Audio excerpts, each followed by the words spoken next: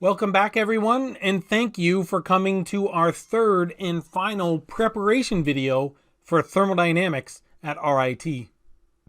So most of what we've been doing so far is reviewing terminology so that we can kind of understand the language of thermodynamics.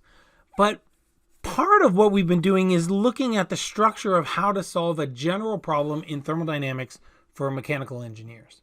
So first, I want to go over kind of a high-level review of what we know so far.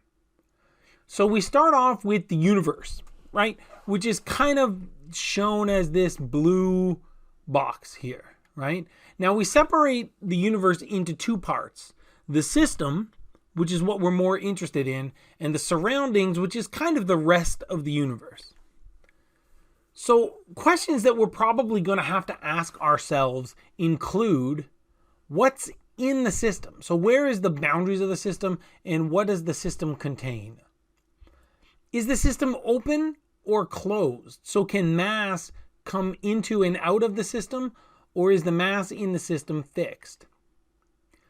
How much energy does our system have at time zero? So that means we're going to have to fix the state. So we're going to have to understand or know two independent intensive properties in our system at time zero. And then we're going to have to look at the end of our process, right? So at some time in the future, what is the energy the system has at that future time, in this case tau, right? So again, we would have to fix the state at time tau. So then we would have to think about what's the process that we've taken to move from state 0 to state tau, right? Or state 1 to state 2. So the path that we take or the piece of equipment that you design will determine how much heat gets transferred in your process and how much work you do as you move between your two state points. Now, the main point of emphasis for this last sort of preparation lecture is to outline the solution method that we're going to use in this class. And to do that, we're going to use an example that's kind of a static pressure type problem. So the basic outline, and you may be familiar with this from previous engineering classes that you've taken. So this is pretty consistent with other engineering classes at RIT and elsewhere, that the first thing you want to have is a well-defined problem statement. Now, especially early in your academic career, these will often be provided from textbooks.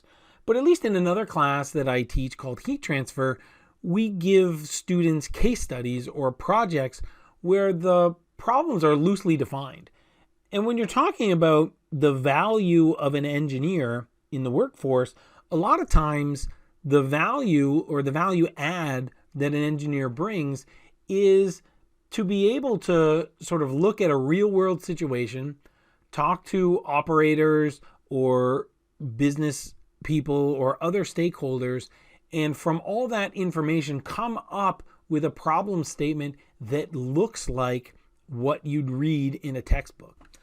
Now, the second part of our outline is to gather all of our known information. Now, this could come from the text or the words, maybe in the paragraph of a problem statement, or maybe in our problem statement, we get a table with known information on it. So we want to collect that into sort of an easy to find place from our problem.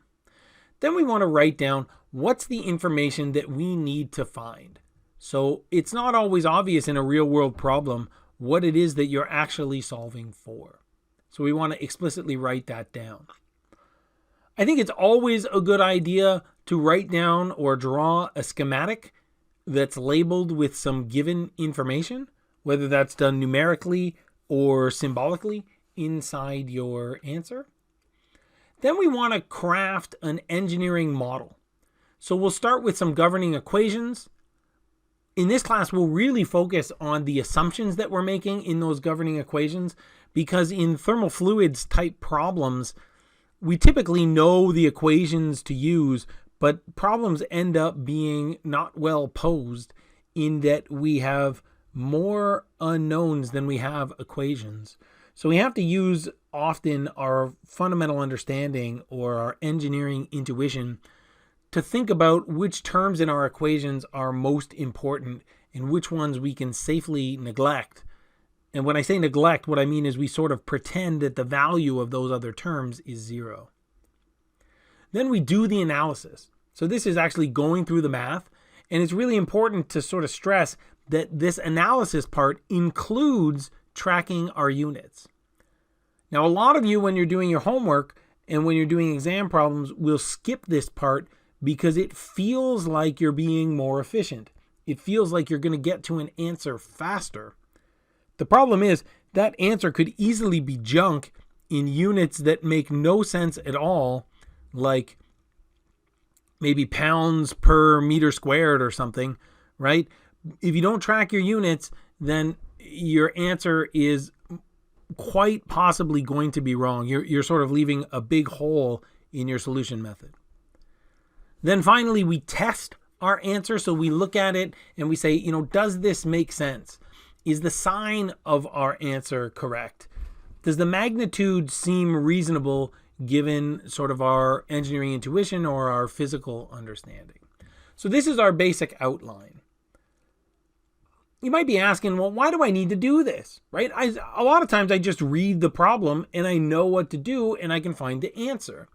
Right? But this goes back to the idea that having a good process that you consistently follow will give you more good answers or good results over the long term. Right? So a systematic approach can be used to minimize human error.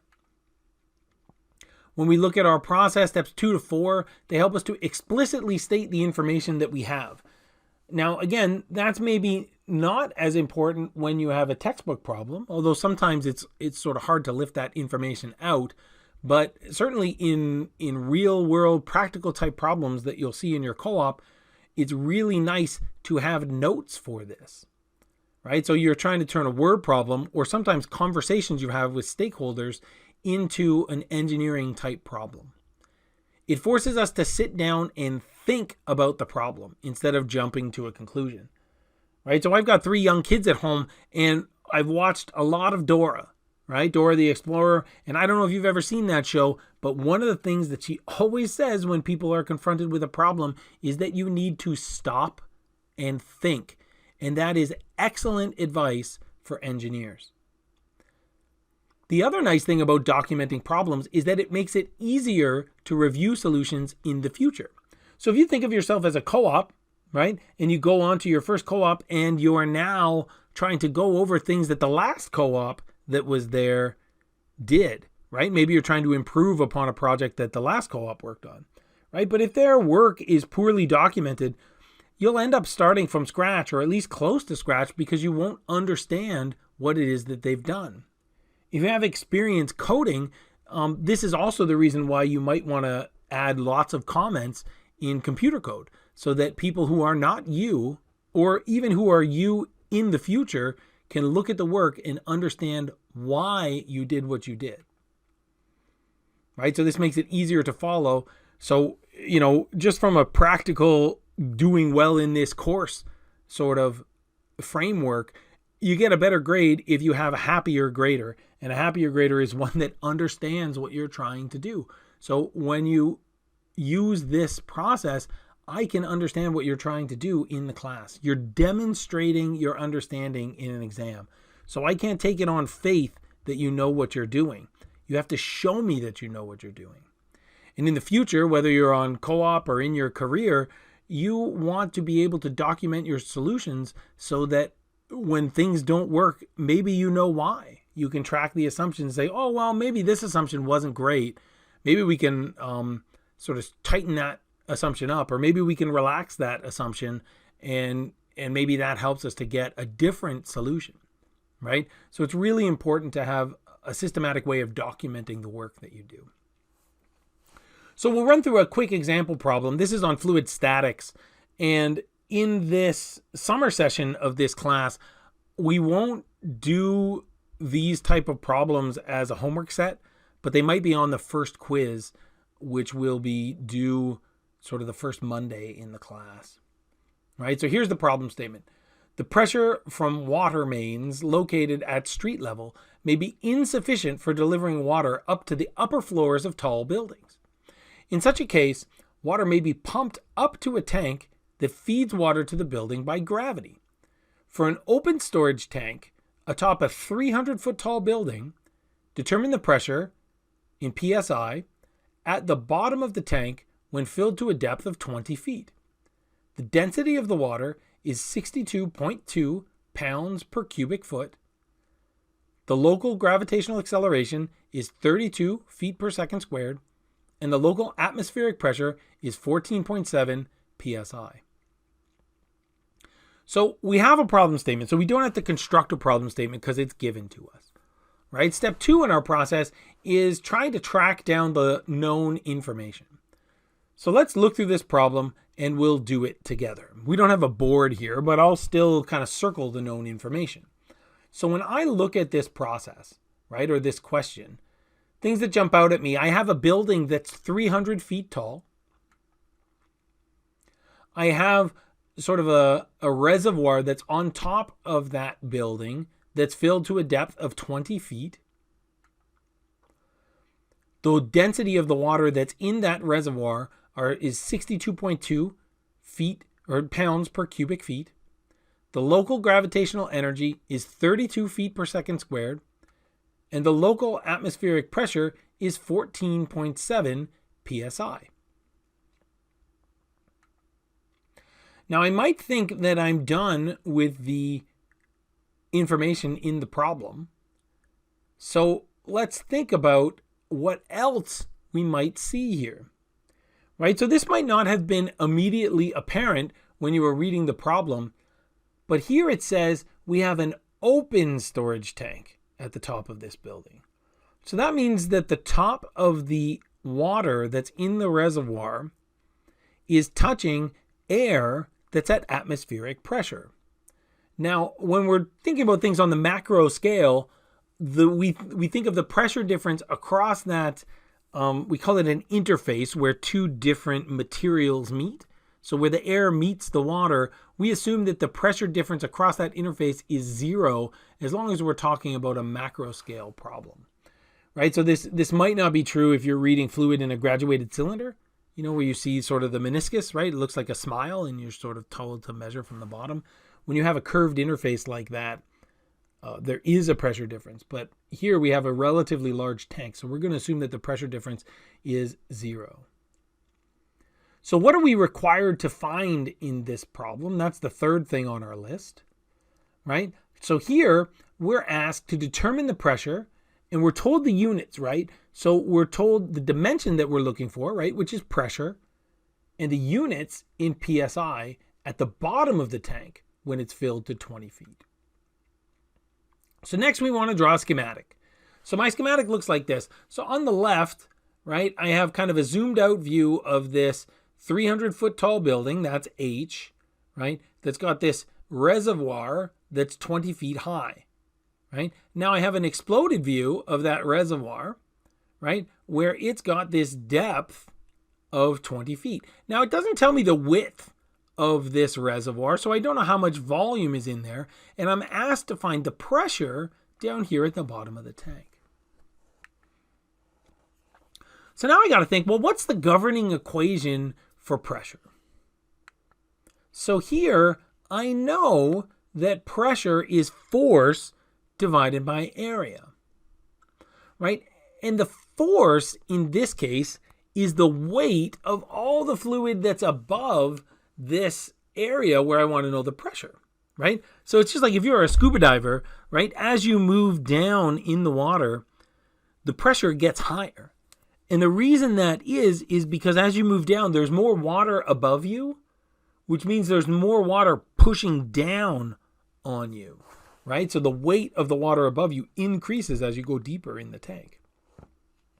So the force that we're talking about here is the weight of the fluid above you, right? Now, when you see weight and you know the units are in imperial units, sort of your spider sense should start tingling, right? So the hairs on your back of your neck should sort of stand up because we know we talked about weight being a little bit weird when we're talking about imperial units, right? So normally if we were talking about metric units, then the weight of that fluid would be the density, rho, multiplied by the gravitational acceleration, g, multiplied by the volume, right? Or this is essentially the mass times the gravitational energy, right? And that would give you force, right?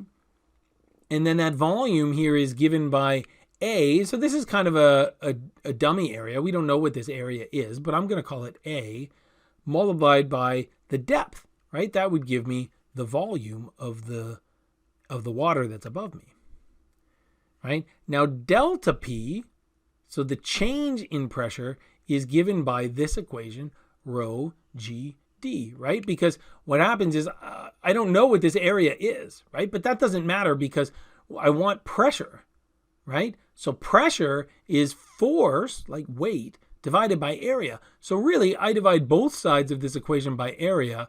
This weight becomes a force over an area. That's a pressure, right? And then on the right-hand side of the equation, I just get rho gd. So the increase in pressure because of the depth here is rho times g times d. Now the problem is that all bets are kind of off in imperial units because the equations change. So remember, because we've got this thing where 1 pound force is equal to 1 pound mass at gravitational acceleration on Earth.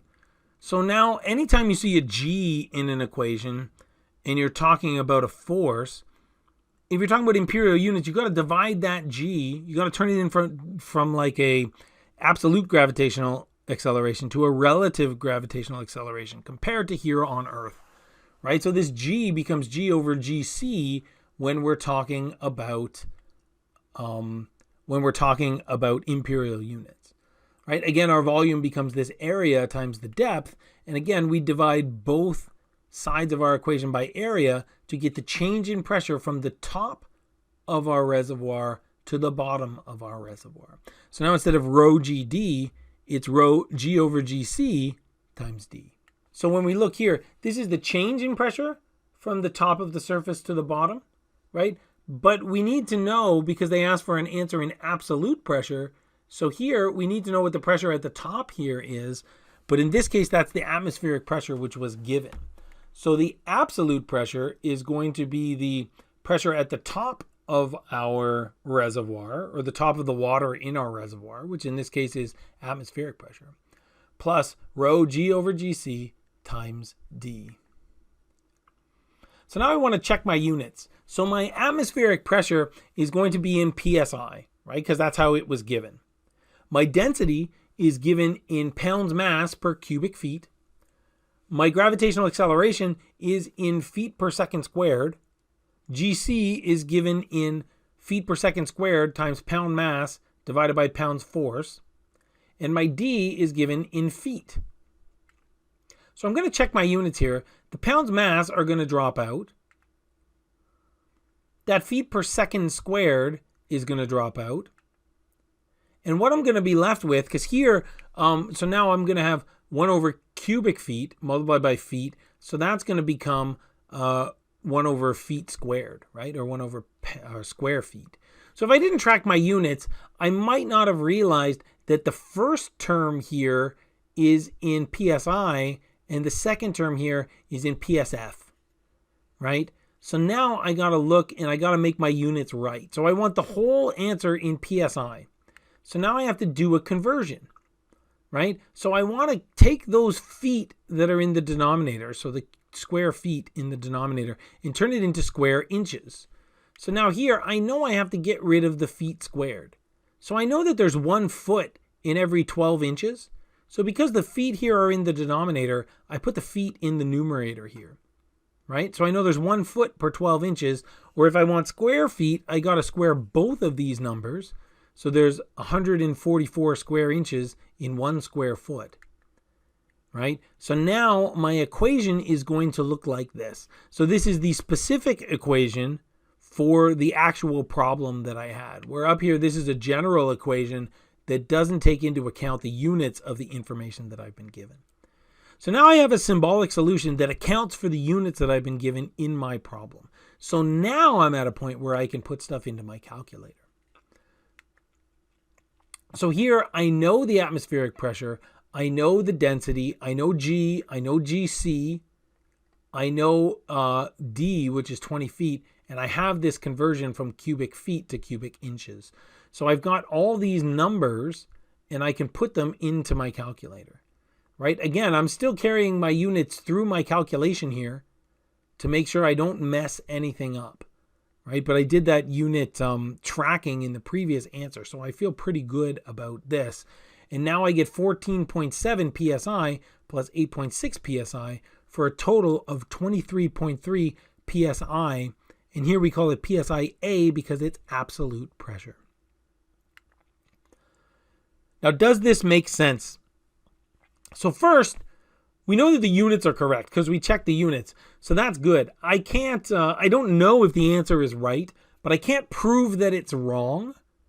And that's something. If I had PSI plus PSF, I would know that my answer was wrong because it wouldn't make any physical sense to add those two components together.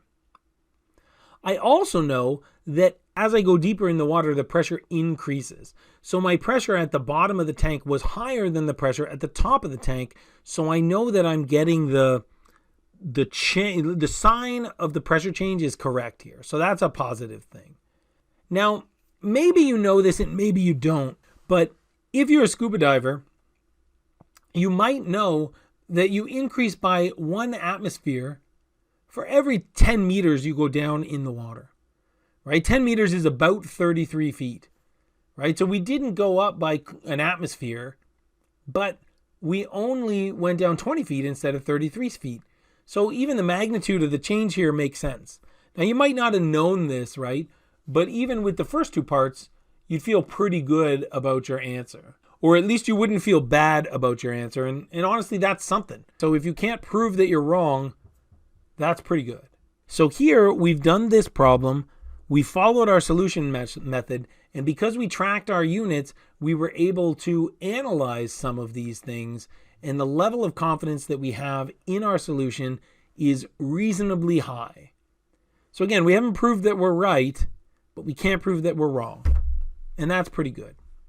So that's the end of sort of the preparation videos for thermodynamics. So I look forward to the first time that we get to sit down in class and sort of talk about how we move forward.